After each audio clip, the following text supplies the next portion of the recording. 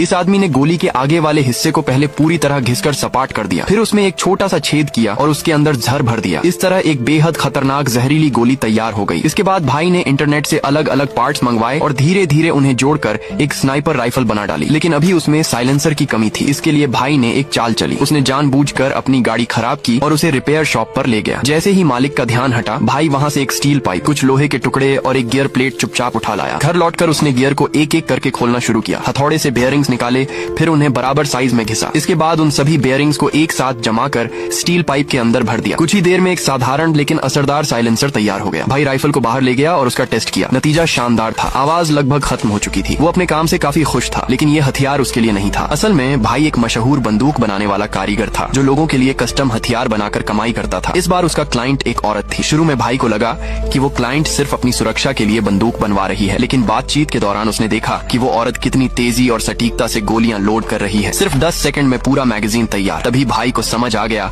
कि वो कोई आम इंसान नहीं बल्कि एक प्रोफेशनल किलर है। दोनों एक खुली जगह पर हथियार टेस्ट करने गए। टेस्ट के दौरान भाई ने जानबूझकर स्कोप को थोड़ा गलत सेट कर दिया, लेकिन हैरानी की बात ये थी कि औरत ने फिर भी निशाना बिल्कुल सही लगाया। अब भाई को खतरे का एहसास होने लगा। उसने बहाना बनाया कि बंदूक अभी पूरी तरह तैयार नहीं है, गोलियां भी फाइनल नहीं है। औरत ने उसे 1 हफ्ते का समय दे दिया। 1 हफ्ते बाद दोनों फिर मिले। इस बार भाई एक बॉक्स भरकर गोलियां लेकर आया। औरत ने उसे मोटी रकम दी और बंदूक लेकर चली गई। अगले ही दिन वो औरत अपने मिशन पर पहुंची। उसने स्नाइपर सेट किया, निशाना लॉक किया, लेकिन उसका टारगेट कोई और नहीं, खुद भाई था। उसने बिना हिचकिचाए सिर पर निशाना लिया और ट्रिगर दबा दिया, लेकिन अगले ही पल गोली उसी को लग गई। भाई तुरंत उसके पास गया, लेकिन उसके चेहरे पर कोई हैरानी नहीं थी। उसे पहले ही शक हो गया था कि कोई उसकी जान के पीछे है, इसलिए उसने बंदूक में ऐसा बदलाव कर दिया था कि गोली आगे जाने के बजाय पीछे की तरफ निकले। अब भाई समझ चुका था कि मामला बहुत बड़ा है। खुद को बचाने के लिए वो अपनी गर्लफ्रेंड के साथ बर्फीले पहाड़ों में चला गया। एक दिन वो बाहर टहल रहा था, तभी उसकी नजर जमीन पर पड़े कुछ पैरों के निशानों पर गई। उसे तुरंत खतरे का अंदेशा हुआ। वो चुपचाप एक बड़े पत्थर के पीछे छिप गया, पिस्तौल निकाली